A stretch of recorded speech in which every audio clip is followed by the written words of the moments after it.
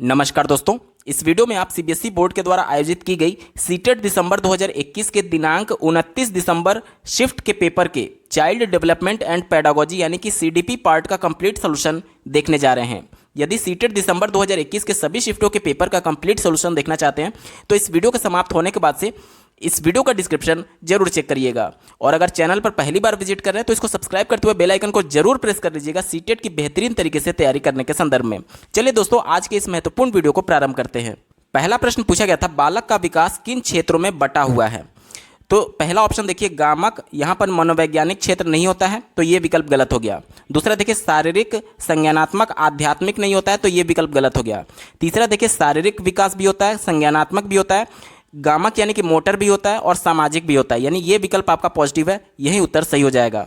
अगला प्रश्न पूछा गया था, निम्नलिखित में से कौन सा सिद्धांत यह दर्शाता है कि विकास दिशात्मक है यानी सिर से पैर की ओर। तो मान लीजिए ये बालक है, इसके ये दो हाथ हो गए और ये दो पैर हो गए, तो ये इसके सिर से लेकर के इसके नीचे पैर की तरफ जो विकास का सिद्धांत दिया गया वो शीर्षगामी सिद्धांत के अंतर्गत आता है, ठीक है।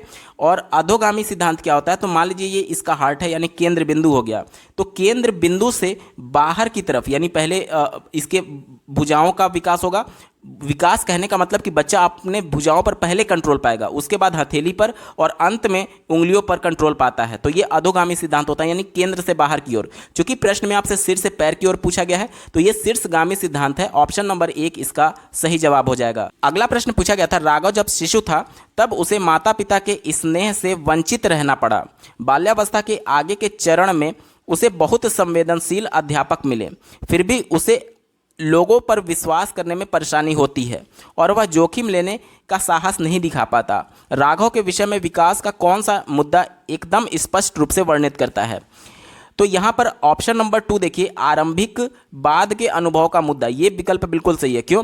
क्योंकि आरंभिक वर्षों में, शुरुआती वर्षों में जब माता पिता से उसको स्नेह नहीं मिला था तो वो जो एक तरीके से संवेग उसमें विकसित होने चाहिए थे वो संवेग प्रॉपर तौर पर विकसित नहीं हो पाए, जिसकी वजह से अब भविष्य में जब वो धीरे धीरे बड़ा होने लगा तो बाल्यावस्था में वो किसी पर विश्वास नहीं कर पा रहा था और साथ ही साथ जोखिम लेने में भी उसको डर का महसूस होता था, साहस नहीं दिखा पाता था। तो ये आरंभिक वर्षों में, जो प्रारंभ के वर्षों में शिशु के दौरान जो उनको स्नेह मिलना चाहिए था उनके पिता से, वो नहीं मिल पाया, इस वजह से ऐसा हुआ था। और इसका ऑप्शन नंबर 2 सही जवाब हो जाएगा। आरंभिक बाद के अनुभव का मुद्दा, विकल्प 2 सही उत्तर है। अगला प्रश्न पूछा गया था, वह खेल जो बच्चों को दूसरों के विचारों, विश्वासों और भावनाओं को समझने में सहायक होता है क्या कहलाता है। तो ये कल्पनाशीलता वाला खेल कहलाता है। कैसे? अब देखिए, बच्चे जब छोटे रहते हैं तो आप देखते होंगे कि जिस प्रकार से माता पिता को वो घर में व्यवहार करते हुए देखते हैं तो वो भी अलग होकर के खेल खेलते हैं। जैसे भाई बहन है तो वो कोई माता बनेगा, कोई पिता बनेगा, और जो गुड़िया गुड्डे होते हैं उनको वो अपने बच्चे समझते हैं और कल्पना करने लगते हैं कि जिस प्रकार से उनके पिता ने व्यवहार किया था, जिस प्रकार से उनकी माता उनके लिए खाना बनाती है, उसी प्रकार का वो खेल खेलते हैं। मतलब कल्पना कर रहे हैं कि वह माता पिता की जगह पर हैं बच्चे और जो गुड्डे गुड़िया हैं वह उनके बच्चे हैं। तो ये कल्पनाशीलता वाला खेल होता है। यहाँ पर देखिए बोला जा रहा है ना कि दूसरों की भावनाओं को समझना। भावनाओं को आप कब समझेंगे? जब आप उनकी जगह पर कल्पना करेंगे कि आप वही हैं। तो ये कल्पनाशीलता वाला खेल, ऑप्शन नंबर 1 सही जवाब हो जाएगा। अगला प्रश्न पूछा गया था, लॉरेंस कोहलबर्ग के सिद्धांत में नैतिक तर्कणा के किस चरण पर छात्र मान लेते हैं कि प्रत्येक व्यक्ति के लिए नियम एक समान प्रकार से लागू किए जाने चाहिए और प्रत्येक व्यक्ति का निजी कर्तव्य है कि वे इसका पालन करें।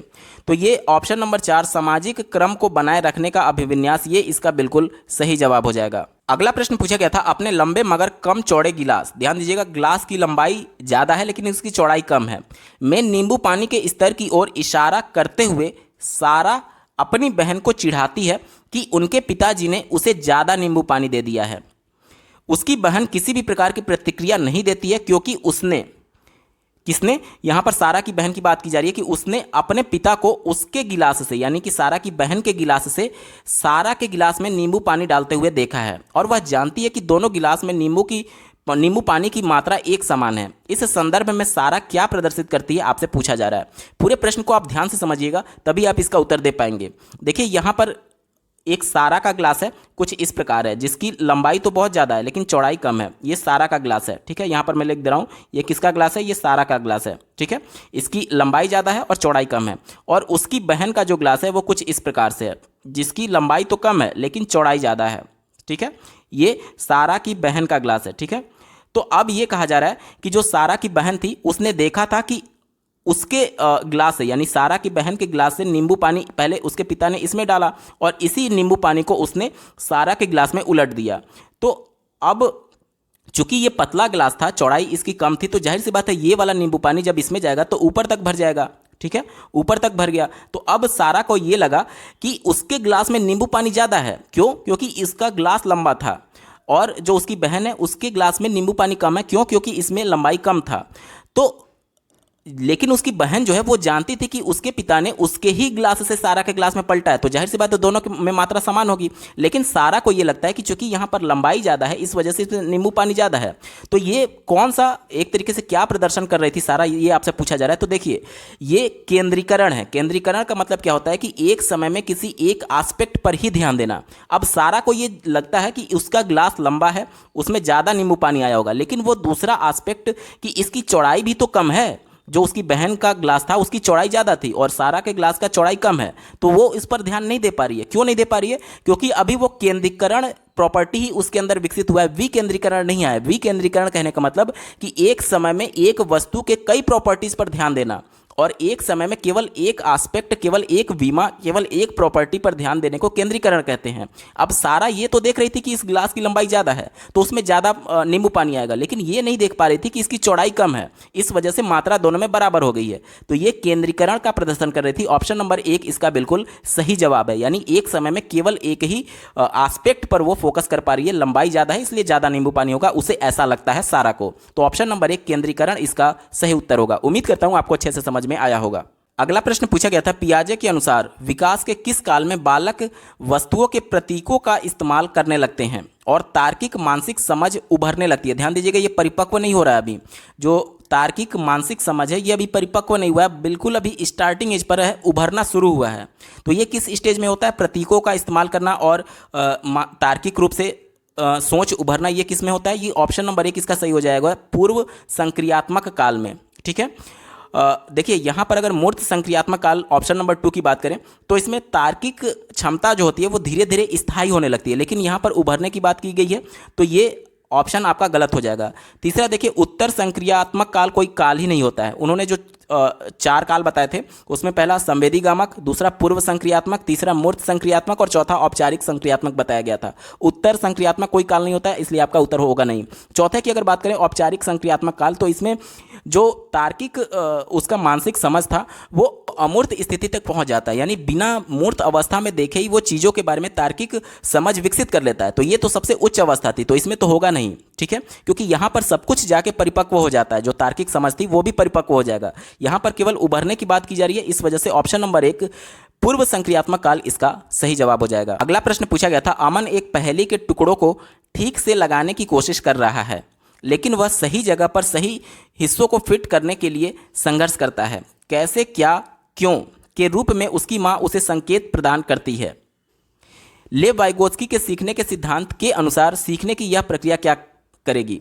तो ये एक तरीके से स्कैफोल्डिंग का काम करेगी, यानी कि पाड़ का काम करेगी। ऑप्शन नंबर 3 देखिए, अधिगम के लिए पाड़ का काम करेगी, सही विकल्प हो जाएगा, विकल्प 3 सही जवाब है। अगला प्रश्न पूछा गया था, वाइगोत्स्की के सिद्धांत के अनुसार सहायक खोज किसमें सहायक है?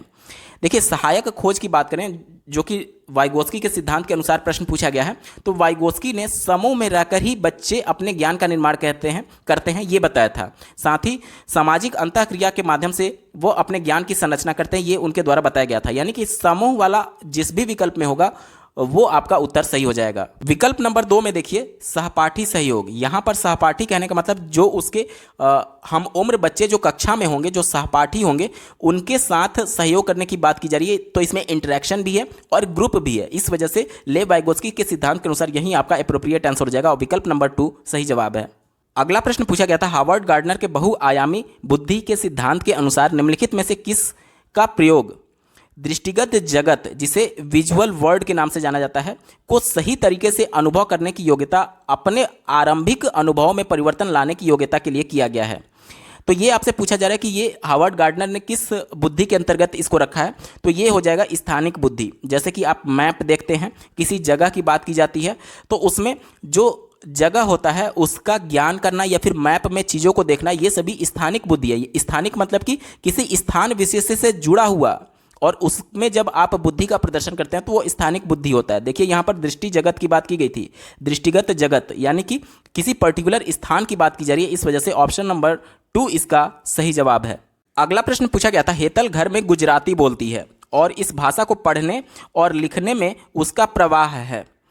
उसके विद्यालय में निर्देश का माध्यम हिंदी है। वह यह भाषा नहीं जानती। हेतल जो है वो गुजराती जानती है लेकिन हिंदी नहीं जानती है। राष्ट्रीय शिक्षा नीति 2020 के अनुसार इस स्थिति में विद्यालय को क्या करना चाहिए? राष्ट्रीय शिक्षा नीति हो या फिर एनसीएफ 2005 हो, दोनों ही बहुभाषिकता को एक तरीके से बढ़ावा देने की बात करते हैं। बहुभाषिकता का मतलब ये हो गया कि विद्यालय में सभी की नेटिव लैंग्वेज जो है, जो मातृभाषा है, उसका सम्मान करना। ऑप्शन नंबर 2 देखिए, बहुभाषावाद की संस्कृति सृजित करने के लिए सभी बच्चों को एक दूसरे की मातृभाषा का सम्मान करने के लिए कहना चाहिए। भले ही वह हिंदी नहीं जानती है लेकिन वो इंटरेक्शन गुजराती भाषा में ही कर रही है, तो अन्य बच्चे उसका मजाक ना उड़ाएं बल्कि उसका सहयोग करें। हिंदी धीरे धीरे इंटरेक्शन वो सीख जाएगी। ये बहुभाषिकता होता है कि सबको उसके नेटिव लैंग्वेज का सम्मान करना चाहिए विद्यालय में। ऑप्शन नंबर 2 इसका सही उत्तर है। अगला प्रश्न पूछा गया था, जेंडर के संदर्भ में कौन सा सही है? तो इसका सही उत्तर हो जाएगा ऑप्शन नंबर 3 देखिए, सामाजिक संरचनाओं द्वारा आरोपित होता है। आरोपित कहने का मतलब कि जबरदस्ती थोपा गया। अब जेंडर रूढ़िवादिता शब्द आपने सुना होगा, जिसके अंतर्गत एक पहले से अवधारणा बनी हुई है कि महिलाएं यही काम करेंगी, पुरुष यही काम करेंगे। तो ये जेंडर रूढ़िवादिता है और इसी शब्द से आप समझ सकते हैं कि जो जेंडर है वो सामाजिक संरचनाओं द्वारा आरोपित किया हुआ है। देखिए ये भगवान तय करके नहीं भेजते हैं या फिर प्रकृति ने तय नहीं किया है कि महिलाएं जो हैं वहीं घर का काम करेंगी और पुरुष बाहर का काम करेंगे। ये समाज ने थोपा है कि महिलाएं घर में रह करके घर का काम करेंगी और परिवार के जो पुरुष होंगे वो बाहर कमाने जाएंगे। या फिर ये प्रकृति ने नहीं थोपा है कि महिलाएं जो हैं वो साड़ी पहनेंगी और जो पुरुष हैं वो शर्ट पहनेंगे। ये समाज ने एक तरीके से आरोपित किया है कि महिलाएं साड़ी पहनेंगी और पुरुष जो हैं वो शर्ट पैंट पहनेंगे। तो ये समाज द्वारा एक तरीके से थोपा गया है, आरोपित किया गया है। तो ये जो जेंडर हो गया ये समाज द्वारा आरोपित होता है। आपका सही उत्तर हो जाएगा। थोड़ा सा और मैं क्लियर करना चाहूँगा। देखिए सीटेट के पेपर में जेंडर और सेक्स 2 शब्द से प्रश्न पूछे जाते हैं। यहाँ पर मैं लिख रहा हूँ, देखिए ध्यान से समझिएगा। जेंडर की बात की जाए या फिर सेक्स की बात की जाए, दोनों का हिंदी में अनुवाद लिंग ही होता है। तो यहाँ पर अब कन्फ्यूजन ये हो जाता है कि जब हिंदी वाला प्रश्न बालक देखेगा तो यहाँ तो जेंडर लिखा हुआ है लेकिन कई बार लिंग पूछा जाता है, और अंग्रेजी वाले में देखेंगे तो कई बार जेंडर लिखा रहता है और सेक्स लिखा रहता है, क्योंकि दोनों की हिंदी एक ही है। इस वजह से कन्फ्यूजन होता है। तो आप एक बार इंग्लिश वाले पार्ट को जरूर देख लीजिएगा। अगर जेंडर के संदर्भ में प्रश्न पूछा गया तो ये समाज द्वारा आरोपित होता है, यानी कि ये सामाजिक संरचना है। ठीक है, जेंडर की अगर बात की जाए। लेकिन अगर सेक्स की बात की जाए तो ये बायोलॉजिकल एस्पेक्ट होता है। अब इसका मतलब क्या हुआ? देखिए ये बायोलॉजिकल एस्पेक्ट है कि महिलाएं ही गर्भ धारण कर सकती हैं। ये समाज तय नहीं करता है कि गर्भ धारण कौन करेगा, ये बायोलॉजिकल एस्पेक्ट है। अब समाज जबरदस्ती थोप दे कि नहीं पुरुष ही गर्भ धारण करेंगे, तो क्या ये पॉसिबल है? नहीं पॉसिबल है। तो जो चीज़ें समाज कर सकता है वो सामाजिक संरचना के अंतर्गत आएगा। जैसे कि ये हमारे ऊपर थोपा जाता है कि महिलाएं ही घर का काम करेंगी, तो ये समाज ने थोपा है। तो ये जेंडर जो है वो सामाजिक संरचना है। लेकिन अगर सेक्स की बात करें तो वो एक बायोलॉजिकल एस्पेक्ट में आता है और दोनों की हिंदी लिंग ही होती है। तो आप हिंदी के बजाय अंग्रेजी वाला भी देख लीजिएगा। अगर सेक्स का पूछा जा रहा है तो ये बायोलॉजिकल एस्पेक्ट होगा, और अगर जेंडर का बात किया जा रहा है तो ये सामाजिक संरचना द्वारा आरोपित होगा। ऑप्शन नंबर 3 इसका सही जवाब है। उम्मीद करता हूँ आपको अच्छे से समझ में आया होगा। अगला प्रश्न पूछा गया था, अध्यापक के द्वारा आकलन और मूल्यांकन के विविध तरीकों का इस्तेमाल किया जाना चाहिए। ये तो बिल्कुल पॉजिटिव था, क्योंकि कक्षा में कई प्रकार के बालक हैं जो कि एक दूसरे से यूनिक हैं। कोई दृष्टिबाधित है, कोई श्रवण बाधित है, तो सबके लिए एक मानक आकलन या फिर मूल्यांकन नहीं किया जा सकता। सबके लिए अलग अलग तरीकों का प्रयोग करना होगा, क्योंकि मूल्यांकन बच्चे कितना ज्ञान अर्जित किए हैं इसका किया जाता है, ना कि बच्चे किस तरीके से परीक्षा दे रहे हैं इसका मूल्यांकन नहीं होता है। मूल्यांकन बच्चे के ज्ञान का मूल्यांकन किया जा रहा है, ना कि उसके परीक्षा देने की विधि का मूल्यांकन किया जा रहा है। इस वजह से विविध तरीकों का अगर प्रयोग किया जाएगा तो बच्चों का जो निष्पादन है वो ज़्यादा आएगा, यानी वो ज़्यादा परफॉर्म कर पाएंगे। क्योंकि दृष्टिबाधित जो होगा जाहिर सी बात है पेपर पेंसिल पर परीक्षा नहीं दे सकता, श्रवण बाधित है जाहिर सी बात है वो मौखिक परीक्षा नहीं दे सकता। तो सबके लिए विविध तरीकों का अगर अलग अलग प्रयोग किया जाएगा तो ये अच्छा होगा। ये पॉजिटिव सेंस में था, आपका उत्तर होगा। दूसरा देखिए, मूल्यांकन का उद्देश्य अच्छा निष्पादन यानी आउटपुट की बात की जा रही है करने वाले विद्यार्थियों को शेष कक्षा से पृथक करना है। ये कभी भी बच्चों को फर्स्ट सेकेंड थर्ड में कैटेगराइज करना या फिर तुम पास हो, तुम फेल हो, तुम बहुत अच्छे बालक हो, तुम बिल्कुल बेवकूफ़ बालक हो, इस प्रकार से कैटेगराइज करना या फिर बांटना, वितरित करना कभी भी मूल्यांकन का उद्देश्य नहीं होता है। तो ये हमेशा निगेटिव सेंस दे रहा है, इस वजह से आपका उत्तर नहीं होगा। एक अब देखिए, पहला सही है यानी ए सही है, आर गलत है। अब दिए गए विकल्प में देखिए ऑप्शन नंबर 3 ए सही है लेकिन आर गलत है, इसका सही जवाब हो जाएगा। अगला प्रश्न पूछा गया था, निम्नलिखित में से क्या प्रगतिशील कक्षा की विशेषता नहीं है? जो नेगेटिव सेंस में होगा वहीं आपका उत्तर होगा। पहला देखिए, बच्चों की सक्रिय रूप से सहभागिता। जब बच्चे कक्षा में सक्रिय रूप से प्रतिभाग करेंगे तो जाहिर सी बात है उनका जो अधिगम होगा वो अर्थपूर्ण होगा। ठीक है, तो ये तो पॉजिटिव था, इस वजह से आपका उत्तर नहीं होगा क्योंकि आपको नेगेटिव सेंस में उत्तर देना है। दूसरा दिया गया है लचीला समूह गठन। समूह गठन ले वाइगोत्स्की के सिद्धांत के अनुसार अगर बच्चे समूह में रहकर सीख रहे हैं यानी इंटरेक्शन कर रहे हैं, अंतःक्रिया कर रहे हैं, तो उनका जो अधिगम होगा वो अर्थपूर्ण होगा। और लचीले की बात की गई है तो ये एक तरीके से और ज़्यादा पॉजिटिव हो गया। मान लीजिए कि कक्षा में श्रवण बाधित भी हैं, दृष्टि बाधित भी हैं, तो उनको उस समूह में एक तरीके से डाला जाए जिसमें कुछ बच्चे श्रवण बाधित और दृष्टि बाधित नहीं है, ताकि वह चीज़ों को रिएक्ट करके उनको समझा पाएँ। तो ये अगर देखिए, अगर एक ही ग्रुप में केवल श्रवण बाधित को रख दिया जाए जो कि सुन नहीं सकते हैं तो उनके लिए दिक्कत होगी। ठीक है, या फिर एक ही ग्रुप में अगर केवल दृष्टि बाधित को रख दिया जाए तो भी उनके लिए दिक्कत होगी। तो अगर ग्रुप इस प्रकार से बनाया जाए, लचीला बनाया जाए, जिसमें सामान्य बालक, विशिष्ट बालक और शारीरिक अक्षमता वाले बालक भी शामिल हो, तो कहीं ना कहीं उनका अधिगम और ज़्यादा अर्थपूर्ण बनाया जा सकता है। तो ये पॉजिटिव था, इस वजह से आपका उत्तर नहीं होगा। तीसरा देखिए, गतिशील अध्यापक। गतिशील अध्यापक का मतलब मोबाइल टीचर हुआ। जैसे कि जो दूर दराज के टीचर्स हैं, जो एक तरीके से रिमोट एरिया में हैं, उनका भी मदद लिया जा सकता है अध्यापन के कार्य में। आज हम लोग बात करते हैं स्मार्ट बोर्ड की क्लास की, स्मार्ट क्लासेस की, तो इसमें यही होता है कि जो दूर दराज के टीचर हैं, जो दूसरे देश में हैं या फिर रिमोट एरिया में जहाँ टीचर की अवेलेबिलिटी नहीं हो पा रही है, वहाँ पर भी शिक्षक मौजूद हो सके। तो ये तो पॉजिटिव सेंस है प्रगतिशील कक्षा के लिए। तो ये भी आपका उत्तर नहीं होगा क्योंकि निगेटिव सेंस में उत्तर पूछा गया था। एक ही विकल्प बचा, ऑप्शन नंबर 4 दंड और पुरस्कार का प्रयोग। देखिए, आपको लग रहा होगा कि पुरस्कार पॉजिटिव सेंस में, लेकिन ये भी निगेटिव सेंस में होता है क्योंकि पुरस्कार जो होता है वो बच्चे को बाहरी तरीके से मोटिवेट करता है। बच्चा अधिगम अर्थपूर्ण तभी कर पाएगा जब वो इंटरनली मोटिवेट होगा, क्योंकि पुरस्कार आप कितनी बार देंगे, हर रोज उसको पुरस्कार नहीं दिया जा सकता और एक समय ऐसा आएगा कि वो सैचुरेट हो जाएगा, मतलब कि पुरस्कार उसके लिए कोई मोटिवेशन का काम करेगा ही नहीं करेगा। और दंड तो हमेशा नेगेटिव सेंस में होता है। एनसीएफ 2005 दंड को निषेध करता है, तो ये विकल्प बिल्कुल ही निगेटिव था इस सेंस में। देखिए, प्रश्न में आपसे निगेटिव ही पूछा गया, तो इस वजह से ऑप्शन नंबर 4 ही इसका सही उत्तर हो जाएगा। अगला प्रश्न पूछा गया था, राशि ने बच्चों की अवधारणाओं के प्रति समझ का आकलन करने के लिए नई विधि का प्रयोग किया। उसने बच्चों को कहा कि वे एक उत्तर के लिए जितना संभव हो अधिक से अधिक प्रश्न बनाएं। शिक्षण अधिगम का यह उपागम क्या है? मतलब कि पहले बच्चों को उत्तर बता दिया गया, अब पूछा गया कि इस पर आधारित कितने प्रकार के प्रश्न बनाए जा सकते हैं। तो ये जो शिक्षण अधिगम उपागम है वो कौन सा है, आपसे पूछा जा रहा है। इसका उत्तर आप सीधे तौर पर बाल केंद्रित शिक्षण कह सकते हैं। क्यों? क्योंकि यहाँ पर एक तो बच्चों के पूरी तरीके से पार्टिसिपेशन कराया जा रहा है उस पूरे कक्षा में, साथ ही साथ बच्चों को मौका दिया जा रहा है कि आप तय करिए कि इसका प्रश्न क्या होगा। ठीक है, और दूसरा विकल्प देखिए, पाठ्य पुस्तक केंद्रित नहीं है। क्यों नहीं है? क्योंकि यहाँ पर पुस्तकों पर बेस प्रश्न नहीं पूछे जा रहे हैं, बच्चे अपने मन से प्रश्न बना रहे हैं, तो ये पाठ्य पुस्तक केंद्रित नहीं होगा। तीसरा देखिए, उपदेशात्मक नहीं है बल्कि निर्देशात्मक है। बच्चों को बस निर्देश दे दिया गया कि आप प्रश्न एक तरीके से बनाइए इस उत्तर के सापेक्ष। उपदेशात्मक तब होता है जब वहां पर व्याख्या की बात की गई रहती, लेक्चर की बात की गई रहती। तो इस प्रकार का कोई लेक्चर और व्याख्या नहीं दी जा रही है, इस वजह से ये गलत हो गया।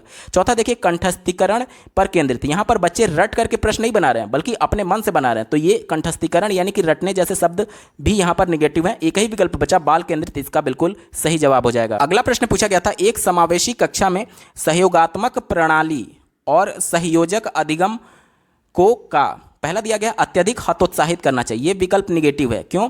क्योंकि सहयोगात्मक प्रणाली अगर होगा समावेशी कक्षा में, देखिए समावेशी कक्षा में दृष्टिबाधित, श्रवण बाधित, शारीरिक अक्षम, पठन वैफल्य, उसके अलावा डिसलेक्सिया, डिस्कैल्कुलिया, डिस्ग्राफिया सभी बच्चे शामिल होंगे एक ही कक्षा में। ठीक है, तो निश्चित तौर पर उनके लिए सहयोगात्मक प्रणाली होनी चाहिए। अब जो दृष्टिबाधित है, जाहिर सी बात है उनके लिए ब्रेल लिपि के माध्यम से ही अधिगम अर्थपूर्ण कराया जा सकता है। जो श्रवण बाधित है, जाहिर सी बात है उनके लिए विजुअल इफेक्ट्स लाने ही होंगे, कुछ ऐसे इमेजेस दिखाने ही होंगे जिससे चीज़ों को वो समझ पाएँ। तो ये सभी चीज़ें हतोत्साहित नहीं करनी चाहिए बल्कि इसको और ज़्यादा बढ़ावा देना चाहिए। तो पहला तो कह रहा है हतोत्साहित करना चाहिए, तो ये निगेटिव सेंस में था, आपका उत्तर नहीं होगा। दूसरा देखिए, सक्रियता से प्रोत्साहित करना चाहिए, इसी की मैं बात कर रहा था, ये सबसे ज़्यादा पॉजिटिव है और यहीं आपका उत्तर हो जाएगा। तीसरा देखिए, रूढ़िबद्ध धारणाओं का निर्माण करती है। रूढ़िबद्ध कहने का मतलब कि जो समाज में पहले से एक तरीके से अवधारणा बनी हुई है लेकिन निगेटिव सेंस में है, उसे रूढ़िबद्ध कहा जाता है। जैसे कि मान लीजिए कि पहले से रूढ़िबद्ध ये है कि बच्चों जो दृष्टिबाधित बालक हैं उनको अलग स्कूल में डाला जाए, श्रवण बाधित हैं उनको अलग स्कूल में डाला जाए, वो मानसिक रूप से स्वस्थ हैं, उनमें सिर्फ शारीरिक अक्षमता है कि वो देख नहीं सकते हैं या फिर सुन नहीं सकते हैं। पहले इनके लिए अलग स्कूल होते थे, लेकिन समावेशी शिक्षा के कॉन्सेप्ट आने के बाद से इनको नॉर्मल बच्चों के साथ ही पढ़ाया जाता है। तो ये रूढ़िबद्ध अवधारणाओं का निर्माण नहीं कर रही है, बल्कि उन रूढ़िबद्ध अवधारणाओं को तोड़ने का काम कर रही है। तो ये निगेटिव हो गया, इस वजह से आपका उत्तर नहीं होगा। चौथा देखिए, अधिगम प्रतिफलों को सभी के लिए कम करती है। ये सभी के लिए कम नहीं करती है बल्कि बढ़ावा देती है, क्योंकि देखिए अब जो श्रवण बाधित है, जाहिर सी बात है उनके लिए जब विजुअल इफेक्ट्स लाया जाएगा या फिर इमेजेस दिखाए जाएंगे तो उससे सभी बच्चों को फायदा होगा, क्योंकि जो चीज़ वो प्रत्यक्ष रूप से नहीं देख पा रहे थे अब वो इमेज में देख पाएंगे। तो निश्चित तौर पर जितनी ज़्यादा इंद्रियां एक्टिव होंगी उतना ही बच्चे का जो अधिगम होता है वो अर्थपूर्ण होता है। तो ये कम नहीं करती हैं बल्कि उसे बढ़ाती हैं। तो ये भी विकल्प निगेटिव था, आपका उत्तर नहीं होगा। एक ही विकल्प बचा, ऑप्शन नंबर 2 इसका सही जवाब होगा। अगला प्रश्न पूछा गया था, अध्यापक को अपनी कक्षा में सुविधा वंचित वर्ग से आने वाले बच्चों के लिए क्या करना चाहिए। पहला विकल्प देखिए, विद्यालय से बाहर अतिरिक्त मदद लेने के लिए कहना चाहिए। यह विकल्प निगेटिव है, आपका उत्तर नहीं होगा। क्यों? क्योंकि बच्चे जब बाहर जाकर के अतिरिक्त मदद लेंगे तो फिर विद्यालय का उसके अधिगम में रोल क्या रह गया। एक तो बच्चा सुविधा वंचित है, तो इसका मतलब ये नहीं कि आप बाहर से जाकर के उससे मदद लेने के लिए कहेंगे। विद्यालय में एज ए टीचर आपने अपना रोल क्या अदा किया, ये तो बिल्कुल निगेटिव सेंस में कि आपने तो कुछ किया ही नहीं, उसको सीधे बाहर भेज दिया कि बाहर से अतिरिक्त मदद लेकर आओ। तो ये निगेटिव था, आपका उत्तर नहीं होगा। दूसरा देखिए, विद्यार्थियों के लिए विशेष अनुभाग बनाना। विशेष अनुभाग मतलब अलग करने की बात की जा रही है, अलग ग्रुप करने की बात की जा रही है। ये विकल्प बिल्कुल ही निगेटिव है। एक तो बच्चा पहले से ही सुविधा वंचित है, वो अपने आप में संकोच कर रहा होगा विद्यालय में जो अन्य नॉर्मल बच्चे हैं जिनके पास सभी सुविधाएं हैं, उनसे कहीं ना कहीं वो अपने आप को कम आंक रहा होगा, अपने आप को कि मैं इतना गरीब परिवार से आ रहा हूं या फिर इतना सुविधा वंचित हूं। तो अगर आप उसको अलग ग्रुप में कर देंगे तो उसमें और ज़्यादा हीन भावना आ जाएगी। तो ये विकल्प निगेटिव था, आपका उत्तर नहीं होगा। तीसरा देखिए, योग्यता आधारित समूह बनाने चाहिए। ये भी ऑप्शन 2 की ही तरह है कि अगर कोई बच्चा पढ़ने में तेज है तो उसको अलग ग्रुप बनाइए, कोई कम है तो उसको अलग ग्रुप बनाइए। तो ये ग्रुप बनाना एक तरीके से निगेटिव सेंस में होता है, क्योंकि अगर कोई बच्चा नहीं सीख पा रहा है तो उसमें टीचर की गलती है। हो सकता है कि वो गलत विधि अपना रहा हो, बच्चे की गलती नहीं है। बच्चे हमेशा नई चीज़ों को सीखने के लिए उत्सुक रहते हैं, अगर वो नहीं सीख पा रहा है तो निश्चित तौर पर यहाँ पर शिक्षा व्यवस्था की गलती है, ना कि बच्चे की गलती है। तो कभी भी समूह बनाना पॉजिटिव सेंस में नहीं होता है, ये निगेटिव था, आपका उत्तर नहीं होगा। एक ही विकल्प बचा, देखिए सहयोगात्मक समूह बनाने चाहिए। देखिए यहाँ पर समूह यहाँ पर भी बनाया जा रहा है, लेकिन सहयोगात्मक समूह ये बिल्कुल पॉजिटिव होगा, क्योंकि लेव वाइगोत्स्की ने ये कहा था कि आप बच्चों को जब जितना ज़्यादा इंटरेक्शन करने का मौका देंगे उतना ही उनके लिए अधिगम अर्थपूर्ण होगा। अब देखिए, बच्चा जो था वो सुविधा वंचित था, तो अगर सहयोग वाला समूह बनाया जाएगा तो निश्चित तौर पर वो लोगों से इंटरेक्शन करेगा और एक तरीके से उस परिवेश का, उस विद्यालय के परिवेश का अपने आप को एक हिस्सा समझेगा। और जितना ही वो ज़्यादा सहज होता जाएगा उतना ही वो उसका अधिगम जो होगा वो अर्थपूर्ण होने लगेगा। तो वहीं कहा जा रहा है कि सहयोगात्मक समूह बनाने चाहिए जो अधिगम के संवर्धन के लिए समूह विविधता का इस्तेमाल कर सके। यानी कि समूह में अलग अलग सांस्कृतिक पृष्ठभूमि से आए हुए बालक हैं, सब एक दूसरे से यूनिक हैं, अलग हैं, तो सबके यूनिकनेस का यहाँ पर सम्मान किया जाना चाहिए। वहीं बोला जा रहा है कि समूह विविधता का इस्तेमाल कर सके। तो ऑप्शन नंबर 4 सबसे ज़्यादा एप्रोप्रिएट है, यही आपका सही उत्तर हो जाएगा। अगला प्रश्न पूछा गया था, एक विद्यार्थी जिसे ADHD यानी कि अवधान न्यूनता अतिशीलता विकार, यानी कि जो बच्चा है वो बहुत कम ध्यान केंद्रित कर पाता है किसी चीज़ पर। देखिए, अवधान न्यूनता है यानी कि ध्यान बहुत कम केंद्रित कर पाता है और अति क्रियाशील है। मतलब कि आप देखते होंगे कि छोटे बच्चे बहुत ज़्यादा कोई एक्टिव होता होगा, एक काम कर रहा है, अचानक से कुछ खटका तो वो उधर ध्यान उसका चला जाएगा, अचानक से कुछ और आवाज़ आई तुरंत उसका ध्यान उधर चला जाएगा। मतलब इतना ज़्यादा क्रियाशील है कि एक किसी काम पर वो अपना ध्यान केंद्रित कर ही नहीं पा रहा है। तो इस विकार से जूझ रहे विद्यार्थियों के बारे में आपसे पूछा जा रहा है, को समावेशित करने के लिए कौन सी कक्षा प्रणाली एक तरीके से सूटेबल होगी। आपसे पूछा जा रहा है कि कौन सा कक्षा प्रभावशाली होगा। तो ऑप्शन नंबर 2 देखिए, कक्षा जहां लचीली समय सारणी और बैठने की व्यवस्था हो और विद्यार्थी अपनी रुचि अनुसार स्वयं कर सकें। अब देखिए, बच्चे का जिस कार्य में रुचि होगा निश्चित तौर पर वो ज़्यादा ध्यान लगाएगा। अब बच्चा रुचि ले नहीं रहा है, आप ज़बरदस्ती उसको काम कराए जा रहे हैं, तो निश्चित तौर पर अगर कोई खटक की आवाज़ आई या फिर कोई भी उसका दूसरा दृश्य आ गया तो निश्चित तौर पर उसका ध्यान उधर चला जाएगा। क्यों? क्योंकि बच्चा उसमें इंटरेस्ट ही नहीं ले रहा था, इस वजह से उसका ध्यान भटक रहा है। तो ऐसा हम लोग लचीला समय सारणी बनाएं और बैठने की व्यवस्था बनाएं जिसमें बच्चे स्वयं रुचि लेकर के कार्य करें, तो ये उस बच्चे के लिए एक तरीके से प्रभावशाली विधि होगी। ऑप्शन नंबर 2 सही जवाब हो जाएगा। पहला विकल्प देख लीजिए, कहा जा रहा है कि उच्च संरचना कक्षा जहां मुख्यतः मौखिक अनुदेश होता हो। मौखिक अनुदेश, एक तो बच्चे प्राइमरी स्तर के हैं तो उनके लिए मौखिक अनुदेश केवल बोल करके चीज़ों को बता देना ये उनके लिए सूटेबल नहीं है। निगेटिव था, आपका उत्तर नहीं होगा। दूसरा देखिए, तीसरा देखिए, कक्षा जहां विद्यार्थी पूरे समय निर्धारित सीट पर बैठे हैं। अब बच्चा बहुत ज़्यादा क्रियाशील है, क्या वो शांति से बैठेगा? कभी बैठेगा ही नहीं। जब तक आप उसको उसके इंटरेस्ट के चीज़ में इंक्लूड नहीं करेंगे तब तक वो शांति से बैठेगा ही नहीं। यहाँ पर निर्धारित सीट पर बैठने की बात की जा रही है जो कि निगेटिव था, आपका उत्तर नहीं होगा। चौथा देखिए, कक्षा जहां अध्यापक उच्च चिंतन स्तरीय कार्य जटिल अनुदेश द्वारा देता है। मतलब कि बहुत जटिलता की बात की जा रही है, ये निगेटिव था वैसे ही। क्यों? क्योंकि एक तो बच्चा इंटरेस्ट नहीं ले रहा है, उसका ध्यान बार बार भटक रहा है। अब उसको और कठिन चीज़ आप बता रहे हैं तो वो तो और ज़्यादा इंटरेस्ट नहीं लेगा, तो वो और ज़्यादा एक तरीके से इधर उधर चीज़ों के पीछे भागेगा। तो ये तो बिल्कुल ही निगेटिव था, आपका उत्तर नहीं होगा। एक ही विकल्प इसका सही है, ऑप्शन नंबर 2, कि बच्चों के इंटरेस्ट का कार्य उसे स्वयं करने के लिए देंगे तब वो थोड़ा सा बैठेगा, शांति से चीज़ों को समझने की कोशिश करेगा। ऑप्शन नंबर 2 सही उत्तर है। अगला प्रश्न पूछा गया था, एक नवीन परिस्थिति में दूसरों की तुलना में अधिक अपसारी चिंतन करने वाले व्यक्ति की बुद्धि का वर्गीकरण क्या है? देखिए, एक तो नवीन परिस्थिति हो गया और दूसरा अपसारी चिंतन। अपसारी चिंतन सृजनात्मक बुद्धि से जुड़ा हुआ है। ऑप्शन नंबर 3 सृजनात्मक बुद्धि इसका सही उत्तर हो जाएगा। अगला प्रश्न पूछा गया था, वह छात्र जिन्हें पठन वैफल्य है उन्हें मुख्यतः किसमें दिक्कत आती है? तो पढ़ने और लिखने में जिसे दिक्कत आती है उसे पठन वैफल्य बोला जाता है। तो ऑप्शन नंबर 1 इसका सही जवाब हो जाएगा। देखिए, गतिशीलता होगा नहीं, चित्र बनाने में होगा नहीं, सुनने में होगा नहीं, तो एक ही विकल्प बचा पढ़ने लिखने में, जिसे अंग्रेजी में डिसलेक्सिया कहा जाता है, तो वहीं आपका सही उत्तर हो जाएगा। अगला प्रश्न पूछा गया था, बच्चों के बारे में निम्नलिखित कथनों में से कौन सा सही है? पहला दिया गया, बच्चे वैज्ञानिक शोधकर्ता बनने के लिए पैदा होते हैं। ये विकल्प बिल्कुल पॉजिटिव है। कैसे? जीन पियाजे ने बच्चों को नन्हा वैज्ञानिक कहा था। क्यों? क्योंकि बच्चे अपने ज्ञान की रचना स्वयं करते हैं। अगर किसी चीज़ को वो करके सीख रहे हैं तो अपने ज्ञान की रचना वो स्वयं कर रहे हैं, और इसी वजह से जीन पियाजे ने इन्हें नन्हा वैज्ञानिक कहा था, शोधकर्ता कहा था। पहला विकल्प पॉजिटिव है, आपका उत्तर होगा। दूसरा देखिए, बच्चे पर्यावरण के सक्रिय अन्वेषक हैं।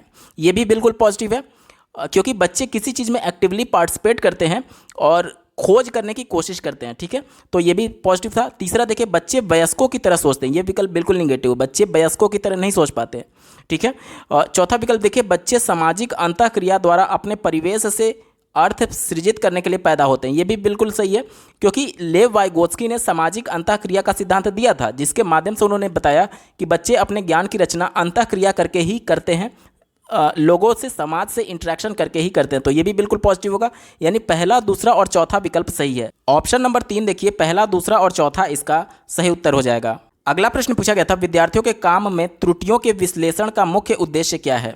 यानी बच्चे कोई त्रुटि कर रहे हैं तो उसका विश्लेषण करके अध्यापक क्या पता लगा सकता है? तो ये पता लगा सकता है कि बच्चों की सोच या फिर चिंतन को समझने में टीचर की मदद करेगा कि आखिर बच्चे गलती क्यों कर रहे हैं, क्या कॉन्सेप्ट उन्हें समझ में नहीं आया है, इस वजह से तो गलती नहीं कर रहे हैं। तो इसी विकल्प को आपको ध्यान में रख करके उत्तर देना है। पहला देखिए, विद्यार्थियों को श्रेणीबद्ध करना और योग्यता आधारित समूहों में पृथकीकरण करना। कभी भी वर्गीकरण करना योग्यता के आधार पर, ये इसका उद्देश्य नहीं होता। ये विकल्प निगेटिव हो गया। तीसरा देखिए, विद्यार्थियों को किसी भी तरीके से गलती करने के लिए फटकारना, बच्चों को डांटना, ये कभी भी उनके गलती के विश्लेषण का उद्देश्य नहीं है, आपका उत्तर नहीं होगा। लेकिन बात करें ऑप्शन नंबर 2 की, तो यही आपका सही उत्तर होगा। देखिए, बच्चों की सोच चिंतन को समझना, यही टीचर चाहता है कि बच्चे गलती क्यों कर रहे हैं, आखिर उन्हें क्या कॉन्सेप्ट समझ में नहीं आ रहा है, उनकी सोच क्या है, वो किस बेस पर चिंतन कर रहे हैं जिससे बार बार उनके द्वारा त्रुटियां की जा रही हैं। तो उस सोच, उस चिंतन को फोकस करने के लिए टीचर त्रुटियों का विश्लेषण कर रहा है। तो ऑप्शन नंबर 2 इसका सही जवाब होगा। अगला प्रश्न पूछा गया था, अधिगम किसके द्वारा प्रभावित होता है? पहला देखिए दिया गया है, मनोवैज्ञानिक कारकों से। तो ये विकल्प बिल्कुल पॉजिटिव है, आपका उत्तर होगा। क्यों? क्योंकि देखिए, बच्चा अगर कोई चिंतन कर रहा है, उसमें कोई संवेग सही से विकसित नहीं हुए हैं, या फिर उसका कोई शारीरिक विकास सही से नहीं हुआ है, तो इन सब का मनोवैज्ञानिक कहीं ना कहीं कारण होता है। और जाहिर सी बात है, अगर ये सभी चीज़ें सही से विकसित नहीं हुई हैं तो बच्चा अधिगम करने में प्रभावित होगा। तो ये मनोवैज्ञानिक कारण बिल्कुल पॉजिटिव था, आपका उत्तर होगा। दूसरा देखिए, सामाजिक सांस्कृतिक कारणों से, ये भी बिल्कुल सही है। सामाजिक कारण कैसे? अब बच्चा मान लीजिए कि इंटरेक्शन करने में उसको दिक्कत आता है, 10 लोगों के ग्रुप में वो बैठ के बातचीत नहीं कर पा रहा है, तो कहीं ना कहीं इस वजह से जो लेव वाइगोस्की ने सिद्धांत दिया था कि बच्चे अंतःक्रिया के माध्यम से सीखते हैं, तो ये इसका प्रभावित हुआ। और चूंकि वो इंटरेक्शन नहीं कर पा रहा है, इस वजह से अधिगम भी प्रभावित होगा। और सांस्कृतिक कारक कैसे होता है, देखिए, हो सकता है कि बच्चा उस सांस्कृतिक पृष्ठभूमि से आ रहा हो जो कि अभी बहुत ज़्यादा पीछे हो। जैसे कि आप देखेंगे जो आदिवासी समाज के लोग हैं, आज भी जो उनका रहने सहने का ढंग है या फिर सांस्कृतिक पृष्ठभूमि की वजह से वो मुख्य धारा में नहीं आ पाते हैं, तो ये कहीं ना कहीं बच्चों के अधिगम को प्रभावित करता है। तो ये भी पॉजिटिव था, आपका उत्तर होगा। तीसरा देखिए, विद्यालय से संबंधित कारकों से, ये भी बिल्कुल सही है। क्यों? अब देखिए, विद्यालय से संबंधित कारक में क्या क्या आ सकते हैं।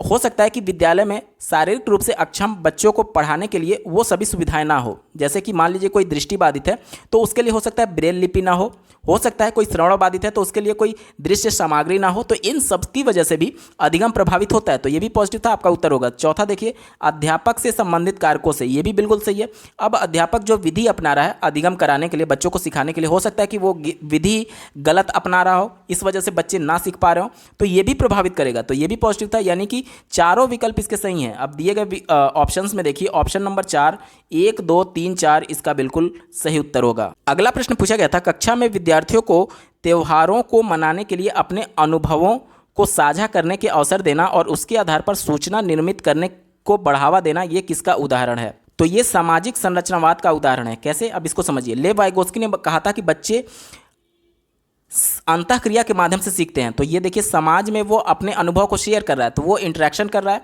और चूंकि इंटरेक्शन करने के बाद से एक निष्कर्ष पर पहुंच रहा है। देखिए, विद्यालय में विभिन्न जातियों को और विभिन्न धर्मों को मानने वाले लोग हो सकते हैं। तो हो सकता है कि सबकी पृष्ठभूमि अलग होने की वजह से अलग अलग त्यौहार मनाए जाते हों।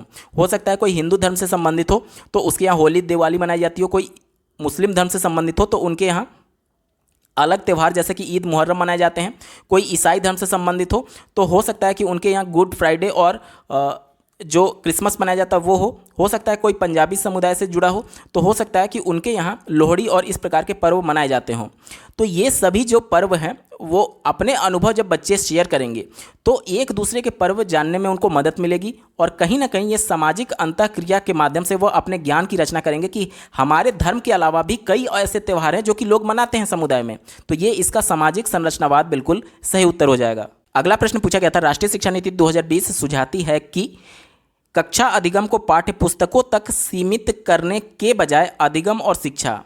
तो पहला दिया गया तथ्यों और ज्ञान के कंठस्थीकरण यानी रटने पर आधारित होना चाहिए, विकल्प निगेटिव है। एनसीएफ 2005 रटने को पूरी तरीके से निषेध करता है। दूसरा देखिए, प्रत्येक 3 माह बाद विद्यार्थियों की विषय वस्तु को बढ़ा देना चाहिए, यानी ये कहा जा रहा है कि हर 3 महीने बाद बच्चों की सिलेबस में चेंज करके उसको विषय वस्तु को बढ़ा दिया जाए। ये विकल्प बिल्कुल निगेटिव है। चौथा विकल्प देखिए, परीक्षाओं के लिए सीखने पर केंद्रित होना। यहाँ पर सीखने के लिए केंद्रित होना तो पॉजिटिव है, लेकिन सीखा क्यों जा रहा है? केवल परीक्षा के लिए सीखा जा रहा है, इस वजह से ये निगेटिव था, आपका उत्तर नहीं होगा। एक ही विकल्प बचा, ऑप्शन नंबर 3 देखिए, खोजबीन और समालोचनात्मक चिंतन के विकास पर केंद्रित होना चाहिए। खोजबीन तो आप जान रहे हैं कि यानी डिस्कवरी की बात की जा रही है, और समालोचना का मतलब क्या होता है? देखिए, एक होता है आलोचना और दूसरा होता है समालोचना।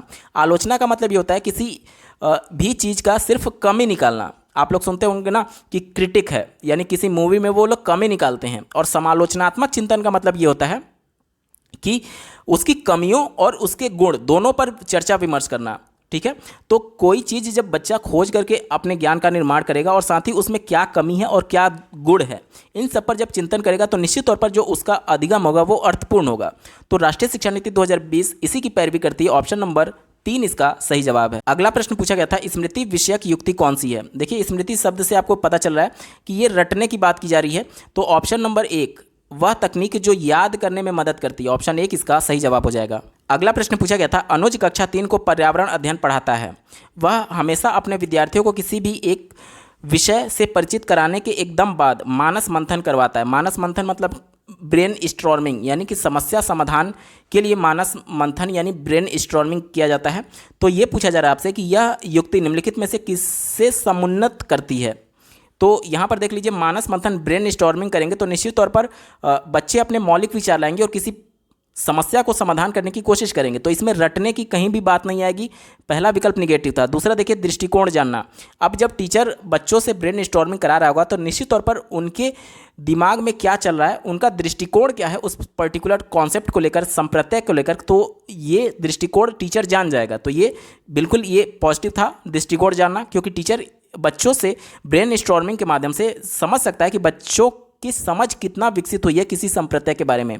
ठीक है, तो दूसरा सही था। तीसरा देखिए समालोचनात्मक चिंतन, ये भी बिल्कुल सही है, यानी कि गुण और दोषों दोनों पर विचार विमर्श करना, ये बिल्कुल सही है। चौथा देखिए खोजबीन। अब जब मानस मंथन बच्चा करेगा, ब्रेन स्टॉर्मिंग करेगा, तो जाहिर सी बात है कुछ नई चीज़ों को बारे में भी खोज रहा होगा, तो ये भी पॉजिटिव था, यानी कि दूसरा, तीसरा, चौथा इसका सही जवाब होगा। दिए गए विकल्प में देखिए ऑप्शन नंबर 4 दूसरा, तीसरा और चौथा सही उत्तर है। अगला प्रश्न आप अपने स्क्रीन पर देख पा रहे होंगे। इसमें एक स्टेटमेंट दिया गया है और दूसरा कारण दिया गया है और इस पर आधारित विकल्प दिए गए हैं। आपसे पूछा जा रहा है कौन सा सही है। पहला देखिए दिया गया है स्टेटमेंट, सभी बच्चे परीक्षाओं में अच्छे अंक लाएं, यह सुनिश्चित करने के लिए बच्चों में असफलता का भय और उपलब्धि दबाव पैदा नहीं करना चाहिए। ये बिल्कुल सही है, बिल्कुल सही है। क्यों सही है? क्योंकि बच्चों को जब आप दबाव में रह करके सीखने के लिए कहेंगे तो निश्चित तौर पर लेव वाइगोत्स्की और जो जीन पियाजे ने कहा था कि बच्चे स्वतंत्र वातावरण में सीखते हैं, तो ये कहीं ना कहीं उसका अपोज था। ठीक है, और साथ ही साथ उसमें भय पैदा नहीं कर सकते।